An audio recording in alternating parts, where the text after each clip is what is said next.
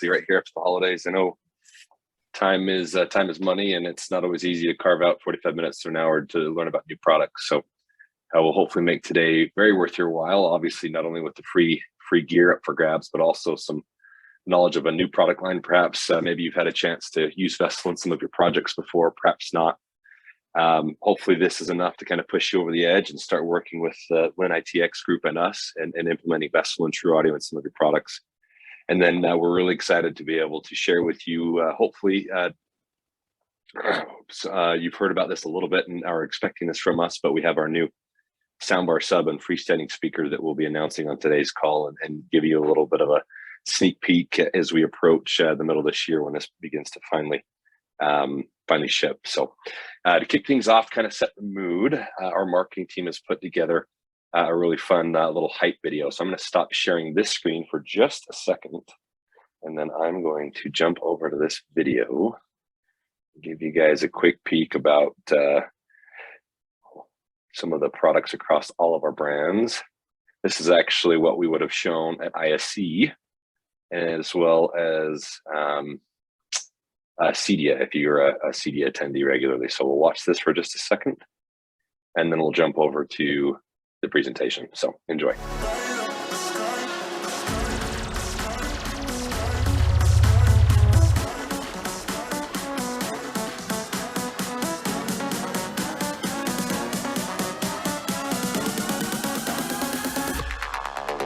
Boom.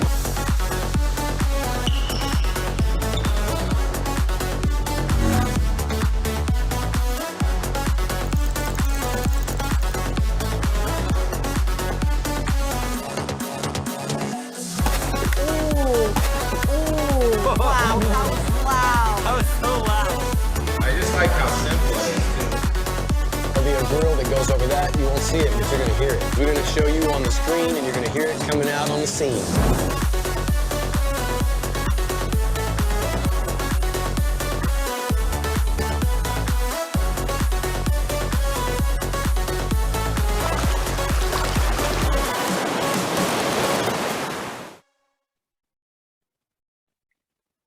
So kind of a fun little video. Hopefully that came across okay. You're halfway across the pond, halfway across the world.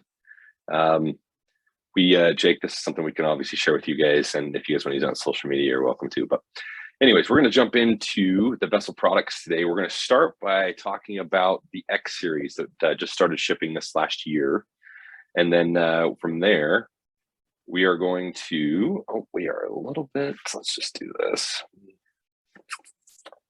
Don't want to go through all that, we won't have the time. So we're going to jump into the X series. And then I'm going to talk, try and hit about all the points that are in the quiz. So please pay very close attention. I'll make sure that you have all the information going into the very end of this presentation, hopefully give you the best chance of winning that free product. And as I said, we will also be talking about the SX products, which is also known as our soundbar sub and freestanding speaker. So a little bit about VSSL. This about 5 or 6 years ago, if you're not familiar with the brand, we decided to we took a look at the industry as it stood and thought, man, there's sure not an easy way for consumers to basically interact with their music. Obviously, Spotify and YouTube Music and iHeartRadio and Pandora and Deezer and Tidal and Rune servers, basically all these new ways to access and interact with music, it seemed like technology was still lagging behind. Whether it was whether you're having to live in a Sonos app or live in an automation system or a Crestron system, it seemed like it was really complex, and it always was really difficult for an end user to interact with their music. And so to kind of paint this picture of how complex things used to be, we've put this slide together here. And often what we would find is end users, after they'd spend, $5,000, 10,000 pounds, well, let's call it pounds, 10,000 pounds, 20,000 pounds on a custom audio system, whether it's in their place of business or in their residence, they'd often, after a couple of months, get frustrated with the system, and then they'd end up just using their phone on speakerphone, often hanging out of their back pocket or up on the kitchen counter listening to music. Meanwhile, the speakers in their ceiling or elsewhere in their home were often going unused. And for us as a manufacturer, especially an audio manufacturer, that was pretty painful. And we saw, well, if we can't make this any easier, then we're going to quickly be out of business, not only us, but all the rest of all of our competitors, all of our peers across the world. And so we took a look at how things were taking place and realized there's far too many steps. And living inside of the apps, that the Sonos of the world, the Control4, the Crestron, the Savants, that seemed to be kind of the pain point, if you would, of all these end users. We thought, well, geez, wouldn't it be nice if, you see these end users on their way to the gym, whether they're driving or commuting, maybe they're in the subway, maybe they're just listening on their headphones, they're interacting with their music app that they know and love. Wouldn't it be cool if they got into their business or their residence and continued to be able to live inside of the music app that they knew and that they loved? And so working with our engineering team and actually really closely with some of the major streaming companies of the world, those that own some of the most popular streaming architectures, we essentially accomplished just that in the Vessel ecosystem. We partnered up about 5 years ago with 3 of the probably now 4 major streaming companies. The first being Spotify Connect, the next being Apple with their AirPlay technology, and then finally Google, also known as Alphabet, with their Chromecast built in, also known as Google Cast. And thanks to the partnerships that we're able to form with these companies, thanks to a wonderful engineering team, we're able to launch a product that now allows users to live inside of the music app they know and love, and basically send music right from their Spotify playlist or their Apple Music playlist or whatever music app they know and love right into a zone or group of zones inside of their project. And essentially taking out all of the steps on that previous slide and now making it one very clean, very elegant solution. And the nice thing about Vessel is it's basically speaker agnostic. It can plug into pretty much any set of in-ceiling, in-wall, or in-room speakers that are out there. And in the event that the amplifiers that are built into Vessel are not strong enough, you can loop into larger, more powerful amplifiers to leverage that beautiful streaming technology as it's designed. So we're very excited about the Vessel ecosystem. It's done very, very well for us, and it has been very fun to see the market share that we've acquired because of the ease of use and how easy we are to make it for customers to interact with music in their world, in their home, or in their business. I'm going to kind of paint this picture for you. We've prepared another video, and this is embedded in the presentation, so I apologize if it comes across a little choppy. I'll kind of pause, make sure it catches up as I walk you through this quick little video. But I'm just going to use this to kind of give you a little glimpse into what the user experience looks like when you're operating a Vessel system, Vessel deployment. So we'll get started with this video. Very first, we're going to use Apple Music. You'll recognize that Apple Music layout. We are using an iPhone for this example, and there's a specific reason why, which I'll point out here in just a moment. But we are in Apple Music to show up AirPlay. It doesn't always have to be Apple Music for AirPlay. If you're on an iPhone, any music app will support AirPlay, okay? We just want to use Apple Music as one variable that is available in the Apple or in the Vessel ecosystem. So you'll see we're going in, we're selecting an artist and a track. We've picked the song Rolex by Io and Tio. Once it's playing, we're going to go down here at the very bottom where it says iPhone with the little AirPlay icon, system capture. Right now we're doing a screen recording, but this will change when we go select our zone. You'll notice we select the AirPlay icon. From there, hopefully your videos have caught up and you're able to see now the AirPlay menu here. And we're able to select backyard, den, garage. You'll actually see next to those little circles with a kind of that are empty. Those are radio buttons, allowing us to essentially pick groups or different zones on the fly. All of these are Vessel endpoints, if you would. So I'm able to go in here. I'm going to select the garage. I'm going to select the den.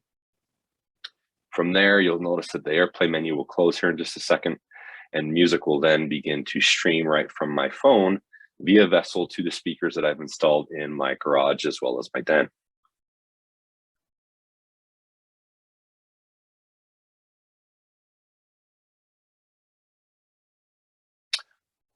So that's basically the AirPlay experience. It's really clean, really elegant. We're going to actually loop back to the AirPlay experience here in just a moment. But for now, we're going to move into the Pandora app. We're still on an iPhone.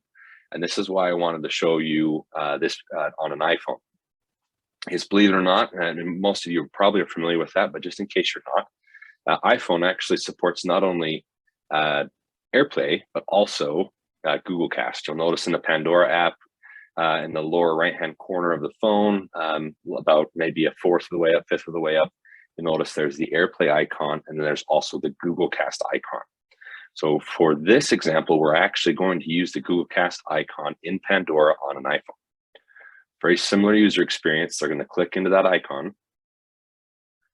You'll notice that a group of zones is presented to the user. Now, this is slightly different than AirPlay.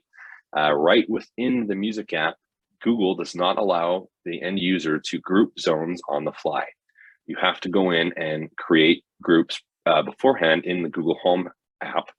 And then there you'll actually be able to see that what they call a party zone in here. So for example, if I wanted to always have music play on my living room and my den in the Google app, I would go combine those, and I'd call it living room den party or whatever. And then on this screen, that would then show up, and I could then select that as an endpoint, and it would then play to both zones at the same time.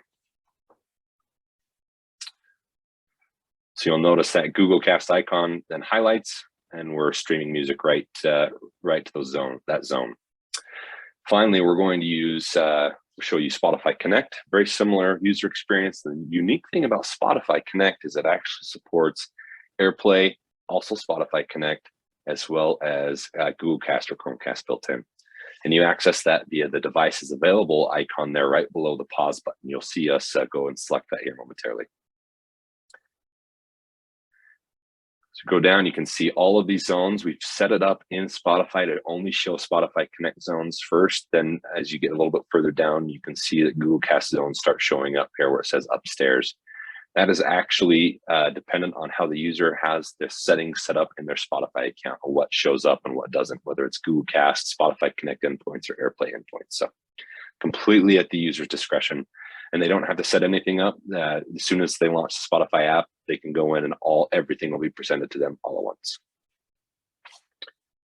So you'll see that now that song is playing into the backyard.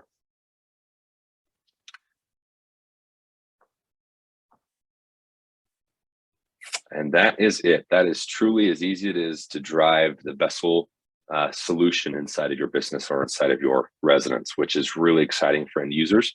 It's kind of a breath of fresh air where instead of having to go into multiple music apps, start something or select a zone, and then go into another music app and then push that to the zone, it becomes very elegant. They can stay inside of the music app they know and love and interact and enjoy music wherever they have VSSL deployed. I wanted to swing back to AirPlay 2. I think probably I'm preaching to the choir a little bit here. Most of you on this call are familiar with AirPlay 2 by now, but just in case, I found there's still one or two out there that maybe are not familiar with the difference between AirPlay 1 and AirPlay 2. I believe it or not, I was not an AirPlay fan myself. I felt like it was very, very clunky and very sporadic, very not dependable.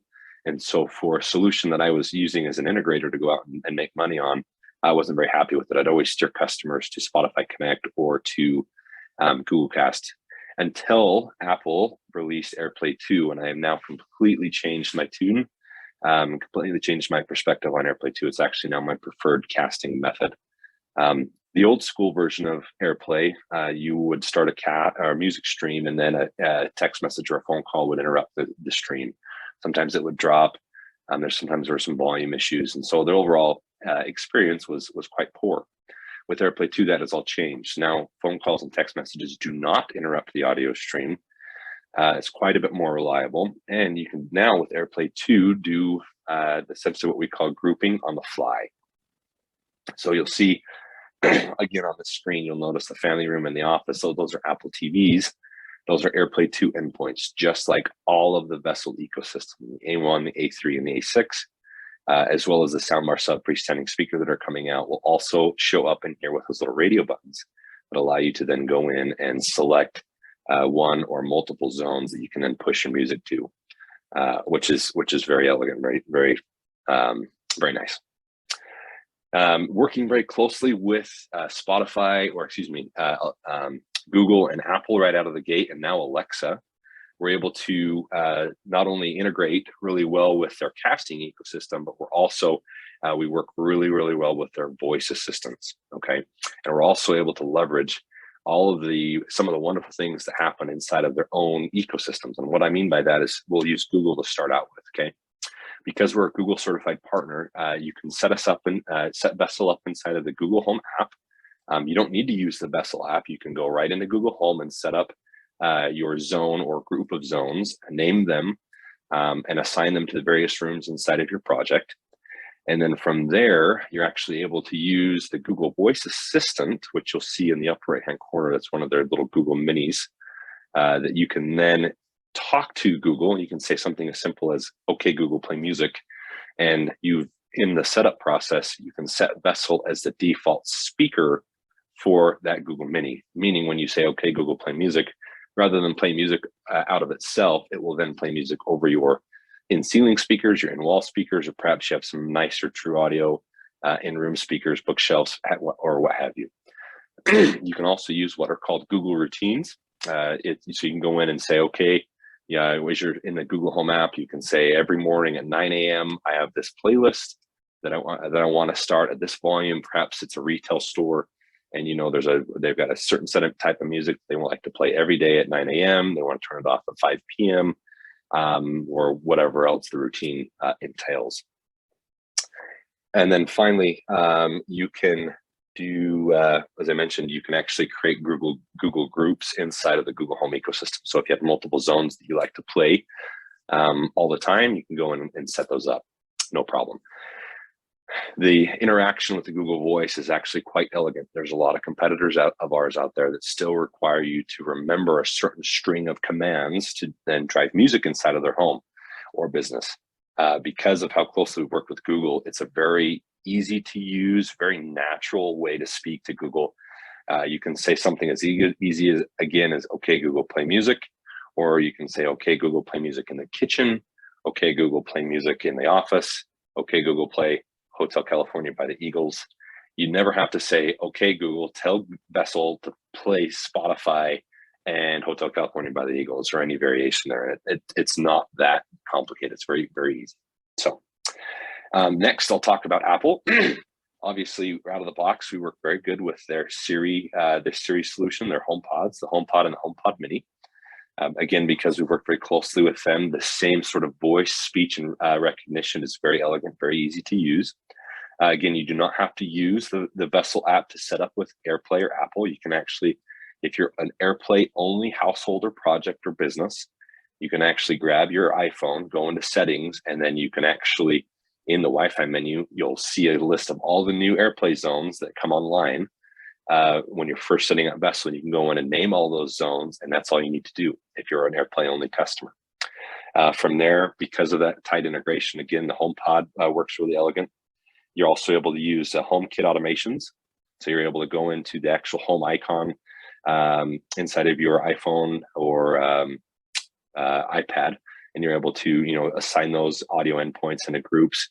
And you're also able to use the HomeKit automations that exist as well with Apple. And then finally, you can also create groups on the fly as well, as I mentioned earlier. And then finally, we're super excited to announce that the A1X finally works with Alexa. That just happened right before the new year. And it is now all A1Xs that are in the field can be updated to work with Alexa. They're probably already have pulled down their update. We have a YouTube video that you can watch and reference on our YouTube videos, our YouTube channel, that you can go in and actually start working with Alexa. So the A3X and the A6X, we're being told, should happen hopefully next week. We'll obviously be shouting that on top of the mountains as soon as that happens. We know that's been long awaited and is very exciting for a lot of customers. So we're going to jump into the actual X series now. By the way, if you have any questions about anything that I've mentioned, please throw those into chat. We've got a little bit larger of a group today, so that may be a little more difficult, but myself, Philip, and Dallin, and Jake will be watching that. We'll be happy to reply to any of your questions there. I'll try and address them as we go as well, so please don't hesitate to use the chat there.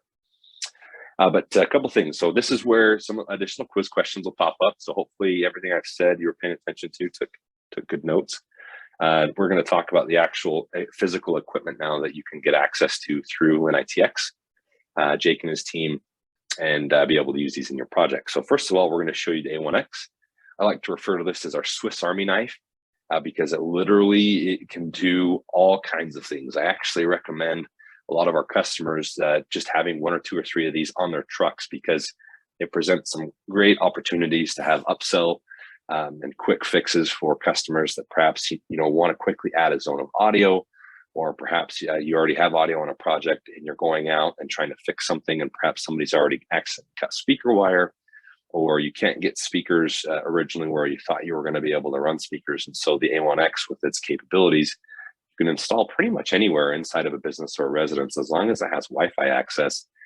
You can actually hook it up to a pair of speakers and off to the races you go. So you'll also notice in looking at the back of this, there's a lot of inputs and outputs, and it's not meant to be overwhelming. I can talk you through this here in just a minute and kind of help you feel a little more comfortable with what's going on with the A1X. First and foremost, we'll just run through these bullet points really quick. The A1X, like its competitors, Sonos, for example, has the Sonos amp and the Sonos port. It kind of falls on both sides of the features of the A1X. The A1X actually does have a built-in 2-channel amplifier.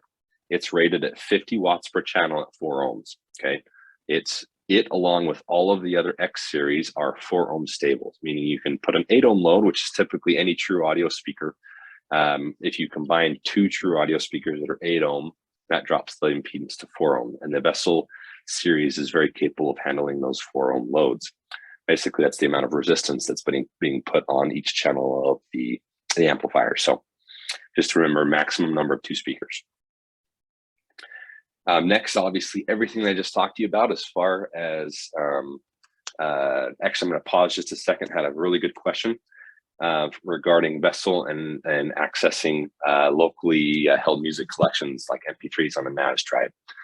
The answer to that question is absolutely we can. We're a little bit dependent on what technology you're using to store and index that. But for example, we work really well with Plex. We work really well with Rune. Plex actually has, I believe, AirPlay and Google Cast built right into their Plex app. So you can actually go find your music and start playing that in the Plex app and then cast it off to your VSSL zones. The same thing with Rune.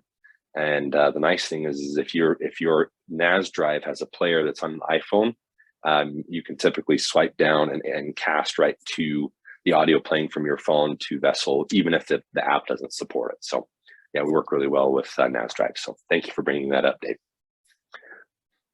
Next, as I mentioned, Google, Apple, Spotify, and Alexa certifications apply to the A1X. Out of the box, this thing's ready to go and work with all the major casting technologies, Amazon Music as well now with the Alexa Cast, as well as the voice technology. So you'll also notice on the back of this that we have a lot of inputs and outputs that we're giving you. And again, it's kind of that, salute to the Swiss Army knife. So starting from the left side, you'll notice that there's that speaker out that has a little 4 ohm, 8 ohm symbol. That's where you connect your speakers up to via Phoenix connector. Next, just over there, you see we have a subwoofer out, so you can hook into any external subwoofer. And actually, inside of the A1X, you can actually tell it what frequencies you want it to send to your subwoofer. That's also called a crossover. The next one over there, you have the analog out. So that's just your traditional RCA connectors. You've got the male connectors that slide into the female ports here, and you can loop into any amplifier. So think surround sound receiver, 70 volt amplifier, 100 volt amplifier. If you're doing phone systems, for example, and you want to have be able to use this for hold music, and you have analog inputs in your phone system, you can do that. Perhaps you're using the phone system to play music in certain parts of the business. You can also use this as a source there. You also have optical out and digital coax. I'm going to jump over the inputs for just a moment. These are different inputs that you can plug into your VSSL A1 and have it amplify those signals. So for example, cable boxes, satellite boxes often will use the optical connections, as well as a lot of the major television manufacturers. So if you were to come out of a satellite box or a television and go in a VSSL and you wanted to drive a nice true audio soundbar or some bookshelves, you could certainly do that. The inputs, both analog, coax, and optical in, are designed for just that. You're taking any sort of input. So think CD player, television, record player, anything you want, any source you want to amplify through the VSSL amplifier that's built in here. A common question we get is, can I plug something into the back of an A1 here and make it available on another A1 wirelessly elsewhere in my project? And the answer to that question is no, not yet with VSSL. We understand that's something that Sonos can do. You can take their line in and wirelessly cast that to another Sonos endpoint. We understand that is a limitation on our side. We're working on that, and hopefully we'll see a firmware update this year, near the end of this year, that will allow us to do that. For now, there are some workarounds that we can do with hardwiring things, running cables around. And honestly, if you're casting, that's not an issue. But if you're trying to hardwire an input into this, what we call digitization of inputs, unfortunately, we just can't support that yet. Other things that are kind of under the hood, if you would, on the A1X, it is Wi-Fi enabled. It's our only current offering in the VSSL ecosystem that has Wi-Fi built in. It has a high-grade MIMO chipset, so really good signal-to-noise ratio. It has Bluetooth built in as well. It's the only current VSSL product that has Bluetooth built into it.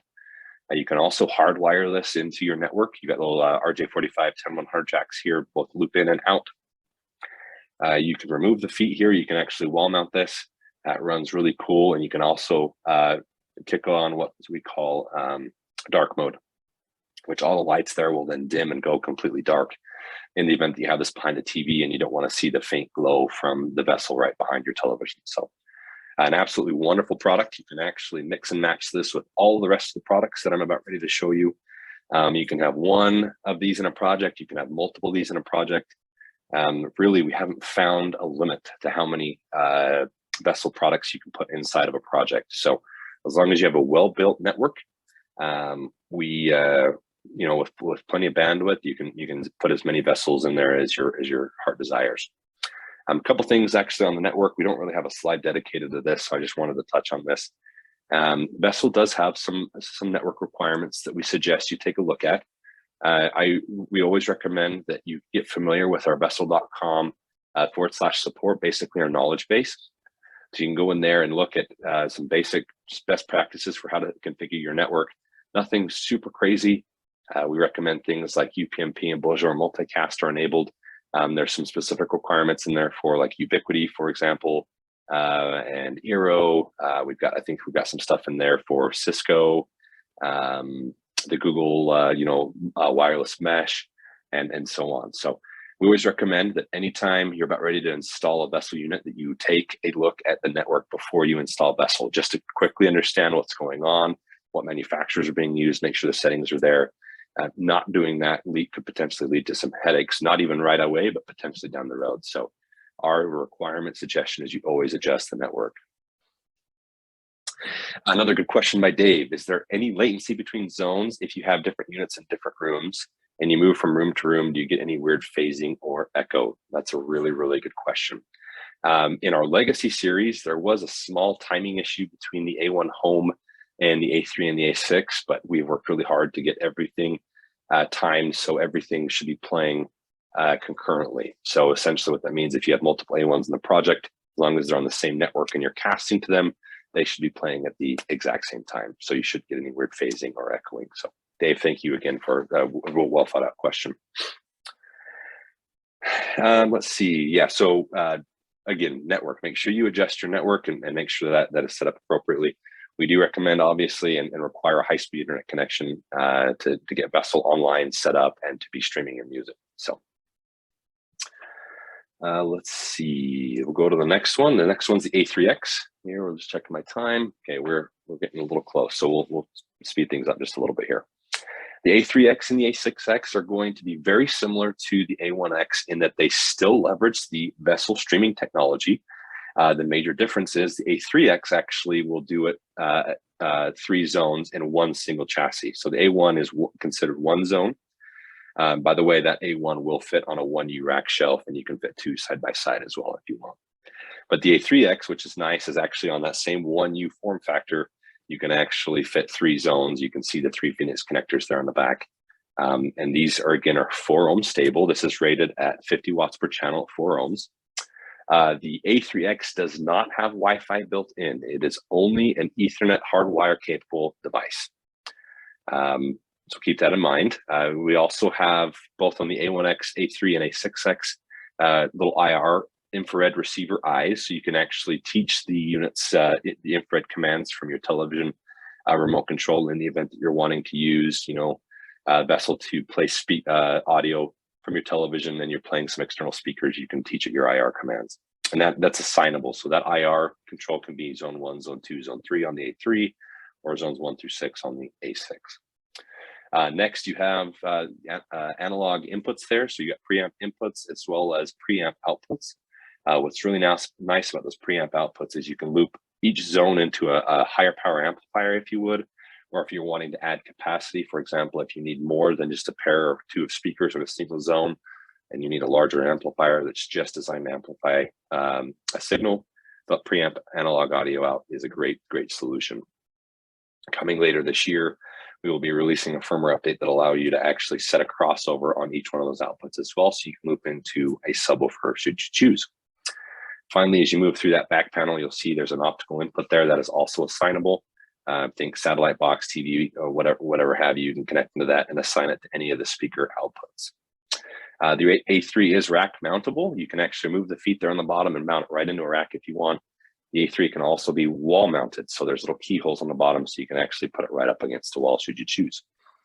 You'll notice those 3 matrixal inputs and outputs. That's just in the fancy way of saying that I can take any of the preamp inputs or TOS input and make it available on any of the preamp outputs or high-level outputs. So, case in point, if I have a TV plugged into my zone 1 RCA connections there, I can actually make zone 1, zone 2, and zone 3 play that TV audio. Or I can have just zone 2 or just zone 1. I can decide that in the Vessel app. Or if you're using a Control4 or a Crestron driver, which we'll talk about, you can actually pick that on the fly. So really handy, really cool. We mentioned the network pass-through. We do have enhanced cooling in these. If you're familiar with the old school A3s, they did run a little warm to the touch. Our brand new A3s, we run them at 100% all day long, and they don't get even the slightly bit or the slightest warm to the touch. So no need to worry there. And again, the Alexa certification for the A3 and the A6 should be coming here within the next week or two. We'll keep you apprised on that one. Finally, the A6, very similar to the A3, just double the number of zones, total number of 6 here. You can rack mount this as well. It does come with a rack mount kit. It does not have Bluetooth, just like the A3 does not have Bluetooth. The A6 also does not have Wi-Fi. Otherwise, you'll see the same number of inputs for zones, the same number of outputs per zones.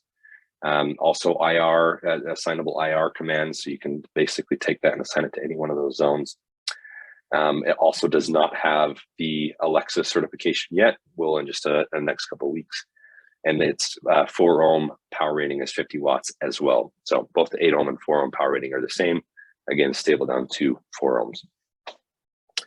Let me just make sure I've given you all the answers to the question here.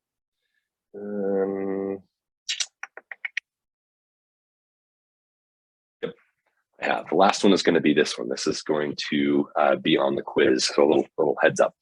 The automation drivers. So the legacy A1, A3, and A6, we worked with Control4, Crestron, and URC. The X series currently only has drivers for Control4 and Crestron. Now, I kind of gave automation systems a little bit of a bloody nose at the very beginning of my presentation, and I do need to apologize there. We work really well with automation systems. It's not that automation systems should be steered clear of. We just strive to make the user experience very clean, very simple with Vessel, meaning you don't need to use an automation system with Vessel. You can actually use it as a standalone a la carte music streaming solution, and that's really what Vessel was intended. However, we've grown up in the custom install channel, and we know that Control4 and Crestron are big names, as well as URC, RTI, and some of the others. And so we wanted to be able to come in and play nice in the sandbox with these automation companies. So we've developed and maintained these 2 drivers. We're working on adding more this year. Essentially what these drivers do is allow you to put the automation system in the driver's seat. So in the event that you have multiple A3s or A6s in the project, you can actually set your audio endpoints to Vessel inside of the driver. If you have an active stream, you can Vessel will actually report the metadata back to Control4 and Crestron. That matrix will inputs, outputs, where you can take any input and assign it to any output. you can do that with the automation systems integrations as well. So those work really well. Those are free. We publish those for free. You can access those on VSSL.com. The Control4 driver was created by Chow Mein out of Australia, and Crestron was actually created out of by a group here in Las Vegas that actively maintains that for us. So really clean, really easy to use.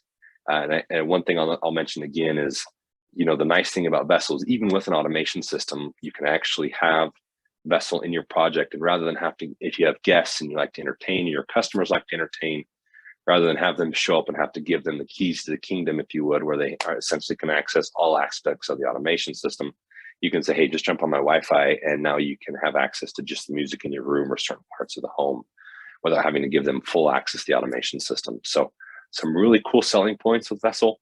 Obviously, we've covered today. That's just yet another wonderful strength of Vessel. So I'm sorry, we're running just a little bit tight on time, so I'm going to jump into the SX products here. And again, if you have any questions, please jump those into chat. So behold the SX series. We're really, really excited about these. These are long overdue. Our development team has been hard at work for a long time trying to get these to market. During COVID has been a little bit tedious, but hopefully we're through all that. And we're currently looking at a June launch time frame where we'll actually be shipping these from our production facilities out to all of our partners. So on your screen, you'll see the soundbar. That's the most obviously thing there in front, the long guy. Back left is our freestanding speaker, and believe it or not, that box there in the middle of your screen in the back is our new SX subwoofer, which we're really excited about. I'm going to walk you through all three of these really briefly. The SX speaker, this is a freestanding speaker that, believe it or not, is Dolby and DTS certified. It'll be designed to work with the soundbar and sub in a 5.1 or 7.1 configuration. You can also use it as a standalone speaker inside of your project. So perhaps it's hard to run speaker wire to certain parts of your project, and you truly just need a free standalone speaker that you can just plug into power somewhere. The SX speaker is going to be a great solution for you. It's from a form factor perspective, it looks a lot like the Sonos One, but from a performance perspective, it plays very handsomely against the Five, the Sonos 5. It has wonderful low end tones. We use what are called BMR drivers, which is bimodal radial drivers. They are full range, which gives you that one wonderful full range sound inside of the that single speaker. You can connect these up hardwired to your network, or you can connect them via Wi-Fi. There's Bluetooth built in, and the nice thing about this, there'll actually be a Google Voice Assistant mic array built right into the top of this, so you can actually speak and interact right with the speaker without needing any sort of external mic array from another voice assistant. It too, when it launches, will work with AirPlay 2, Chromecast, Spotify Connect, as well as Alexa. You can actually use the Alexa pucks or the HomePod pucks to then drive this speaker as well, depending on the requirements in your project. And all the wonderful streaming technology that I just talked to you about regarding Vessel will be very present and will very much be fully supported inside of the SX speaker. We'll also be creating some wall mount brackets for this. There'll be a thread on the bottom of the speaker, so you can use universal wall mounts if you want, or we'll also be coming out with our own wall mount solutions as well. Next, the SX soundbar. We're super excited about this as well. It's a phenomenal sounding soundbar. We had it on the road the very end of last year. We actually did come into London and we were able to show it off to the LinITX team. And we hope to do that again here very soon, later this year, potentially around June or July as we launch the product. We'll get these back in the market and be able to introduce these to you face to face. So until then, unfortunately, these pictures are going to have to do. The nice thing about the soundbar, again, it works very well in the Vessel ecosystem. It's Dolby and DTS certified. You can actually orientate this bar in two methods. So right now you'll see it as if it's placed on a coffee table or a kind of a table up in front of your listening area. In the event that you wanted to wall mount this, you can actually, the way that it's pointed now, it actually rotates 90 degrees. So that light bar then is facing down. So essentially it hugs right up against the wall. It flush mounts with a television, looks really elegant in your living space. That light bar there, a common question, can I turn that off? I don't want it staring me in the face, or can I adjust its brightness? Yes, you can turn it off. Yes, you can adjust the brightness. So we actually are using BMR drivers in this as well. So you're getting full range sound out of this sound bar. We still recommend a sub. but these are on an angle. So no matter how you orient that bar, whether it's like it is right now on the presentation or whether you're bringing it 90 degrees, audio is still projecting outwards towards your primary listening positions. It too integrates seamlessly with the Vessel ecosystem. You'll notice there's a little volume knob off here to the left. I think that's actually flipped. It's now been moved to the right. But the idea is if you quickly need to run up and turn the volume down because you can't find your remote, you can do that right from the outside of the soundbar. We support HDMI eARC, actually the latest and greatest eARC, so you can actually come right out of your television via HDMI into the back of the soundbar, and it'll receive all your audio and encoding, no problems. You can also hardwire this via TOS if you want, if eARC does not work for your solution. And you can also, there's a subwoofer out on this as well. So in the event that you're not using our Sonos soundbar, or excuse me, Sonos sub, you need to use some other subwoofer, you can. There's a loop out on that. It's a hardwired loop out. You can also hardwire this into your network via RJ45 10100. It also has Bluetooth. It also has Wi-Fi. You can connect to your network via Wi-Fi. So a wonderful solution that we're super excited about as it launches here in June. Finally, the SX sub. Really excited about this subwoofer because of its form factor predominantly. Also, it sounds absolutely fantastic. You're not going to see hardly any subwoofers that look like this on the market, especially ones like this that can actually slide underneath the couch or slide underneath the bed. We designed this form factor to make sure that you can kind of tuck the sub in and out of the way and not have it be, this big box in a room. We understand, the interior designers, architects, designers, the wives of the house, if you would, that are very cautious and conscious of what's going on in the living space. We still wanted to appeal to the audio enthusiasts in the project and be able to have a nice, wonderful, high-performance subwoofer that you can kind of tuck in and out of the way and still enjoy its wonderful sound. You can actually orient this up on its side if you'd like, or you can orient it just down, just like you see here on the picture. If you put it up on its side, it will be shipping with a stand that you can then obviously tuck up and out of the way. The nice thing about the subwoofer is it does wirelessly connect to the soundbar and the speakers, so you can do your wireless surround sounds if you choose. In the event that you don't want to use it with the soundbar and you want to use this with some other home surround sound solution, you can actually hardwire this right into the back of your AV receiver, your AV processor. We actually have an LFE input jack right on the back of this as well. To do that, it does have Wi-Fi. You can hardwire it right into your network. So if you're casting music to it, you can do that via one of those technologies. I will tell you, it is not an AirPlay certified device. Apple does not allow subwoofers to be certified. So that means you can't cast right to the SX subwoofer from your music apps. If it's paired with the soundbar, then when you cast to the soundbar, it will then play by itself. You don't have to worry about any of that. Google, on the other hand, does allow us to certify subwoofers. So this will be one of the first Google certified subwoofers on the market later this year, where you can actually cast to this and other Google endpoints and have it then be kind of that low frequency production unit inside of that project. So again, very, very exciting. Another question from Dave: if taking sound from the TV via HDMI, will the 5-point surround sound work across other speakers? Yes, in that scenario, that will work.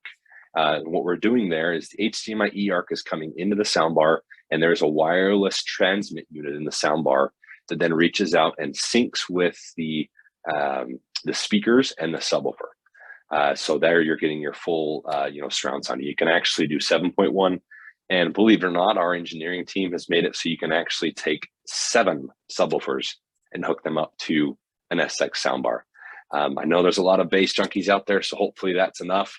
I don't know if there's anybody on this call that'll ever use 7, maybe 4, 2, 1.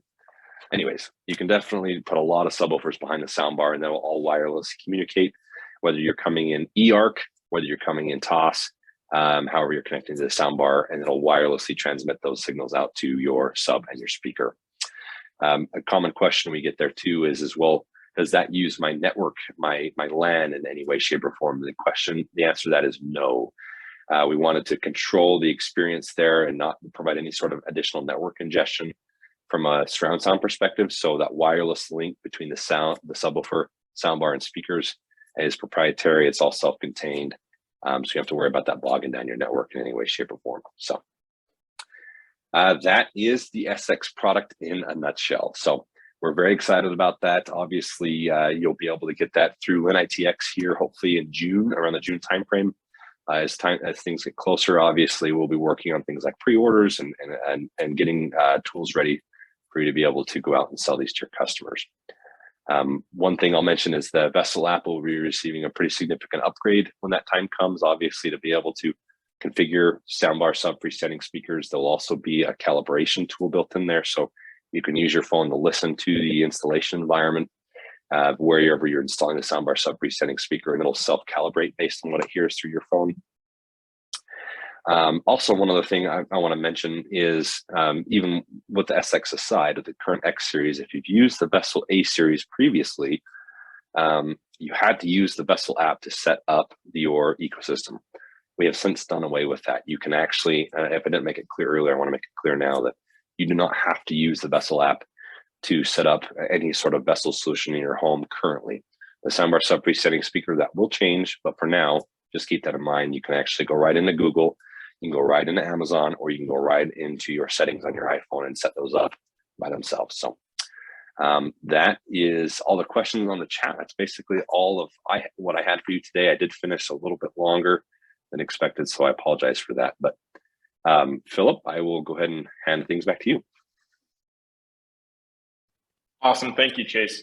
Appreciate that. I'm going to go ahead and share my screen now. In a second, we're going to do the quiz. So as we mentioned at the beginning, we're super excited that we're going to be able to have a giveaway here for a VSSL unit and 2 speakers. So hopefully you've all learned something and are excited to get that set up for the lucky winner. So I'm not sure if you've used Kahoot before. It's pretty simple. You'll just need to take out your cell phone and then go to Kahoot, KAHOOT.IT.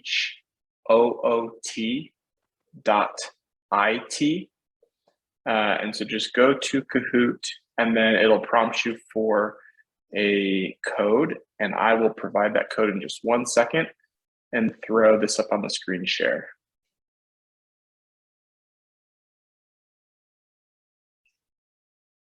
And again, if you're looking for that, the website is Kahoot, KAHOOT.IT.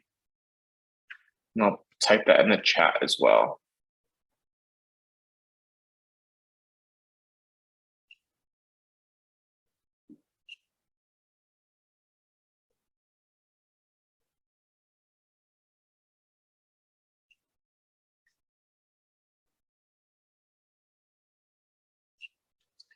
So I'm trying to share my screen. 1 second.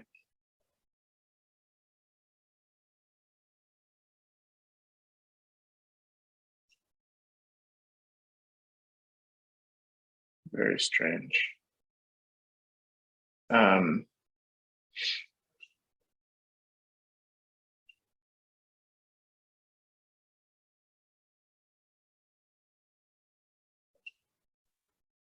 Philip, is it giving you a hard time? I can get it pulled up. It is, yeah, 1 second. I think that I should be able to. Sorry, it's for some reason it's not allowing me here to choose. Chase, are you able to pull it up actually? I'm sorry. Yeah. Yep, you're good. I don't know what's good.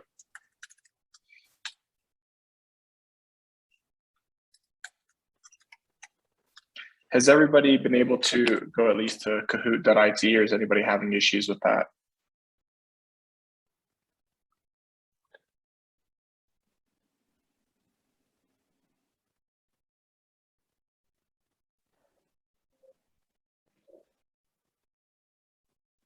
Okay, here we go. Sorry about that. You're fine. Cool. Looks like people are just waiting for the game pin. Awesome. Thank you. Yeah, you cool. bet. So there it is for those listening. It's 972-2678, and that's also up on the screen share now. Unfortunately, for those hosting the call today, you're not able to win. Sorry, Jake. Sorry, Coin.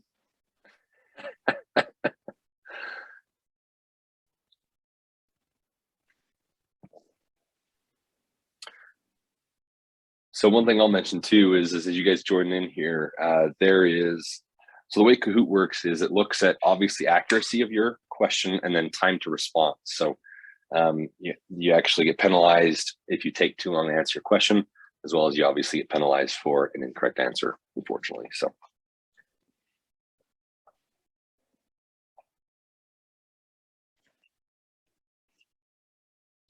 And again, that's that web address is www.kahoot.it. You can see that in the, kind of the upper center side of your screen. And it also looks like Jamie here as well. So that should be everybody, I think, Chase. Okay. I don't think cool. we're waiting on anybody.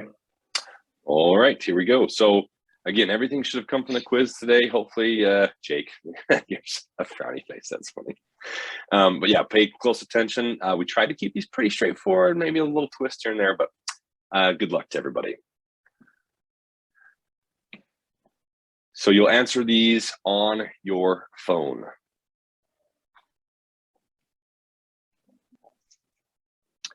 First one's true or false.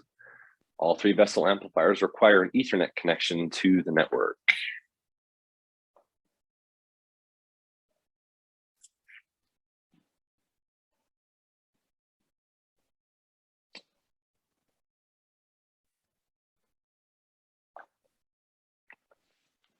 There we go. The answer to that is false. So I'll take a second just to expand on that. As a reminder, the A1X can connect via Wi-Fi or Ethernet. It doesn't require an Ethernet connection. You can connect via Wi-Fi. The A3X and the A6X do require that Ethernet connection. So moving on. Looks like Graham is in the lead. Jumping to the next question, another true or false. Vessel amplifiers require high-speed internet to function properly.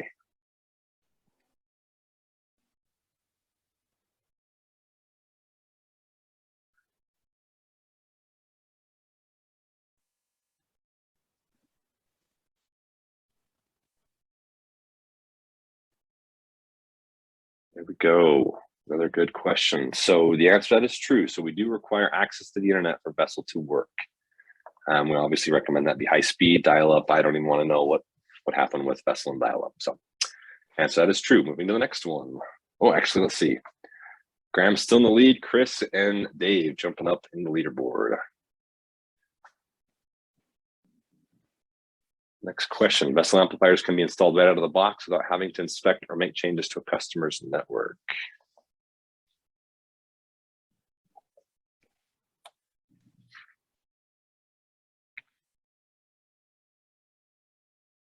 Perfect. The answer to that's false. We do suggest, and almost would go so far as to say we require you to take a look at the network. Just make sure you know what's happening there. You don't want any surprises. That'll guarantee a much better user experience. Okay, Amazon Fire. Look at that.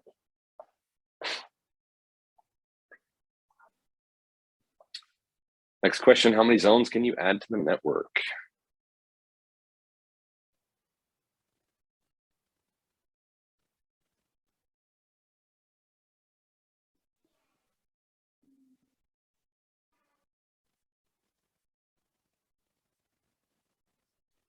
That is a little tricky. I'm reading those questions. I apologize for that. Shame on our marketing team.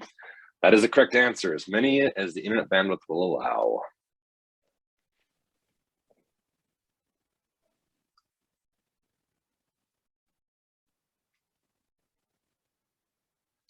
Next question, you can wirelessly send inputs from one vessel unit to another vessel unit.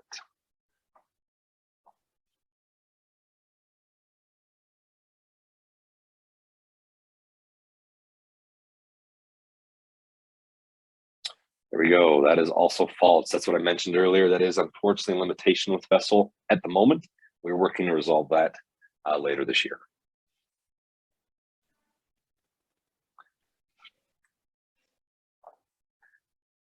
Next, all Vessel amplifiers are stable down to how many ohms?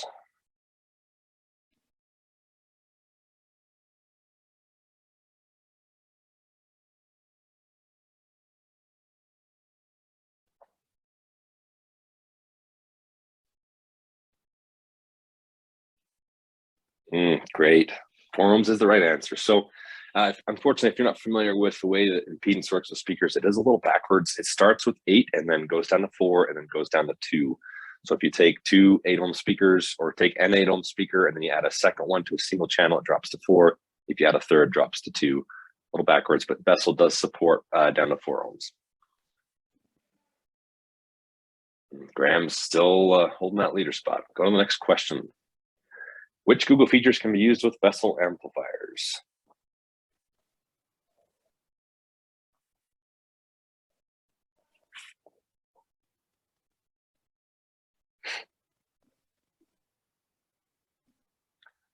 There we go, all of them, that is correct.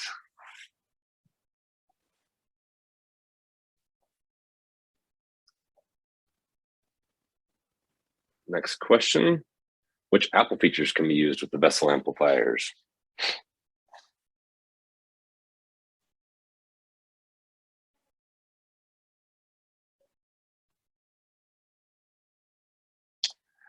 That is also correct, all of those.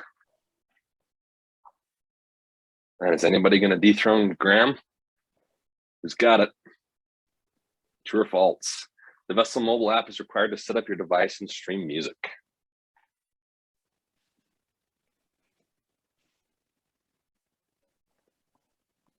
There we go, it is false. It used to be that way, but no longer is it the case. Oh, Graham's still hanging on to that top spot. Last question. VSSL is compatible with all control systems.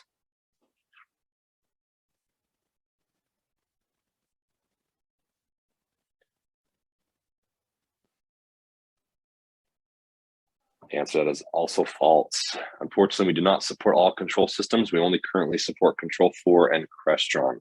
We were working on the rest of those. So let's see how everything shook up. Shook out. Third place, Rob. Congratulations, Rob. Second place, Gary. First place, Graham. Congratulations, Graham, on being the winner of our VSSL unit and free speakers. So we appreciate your guys' participation. Philip, go ahead.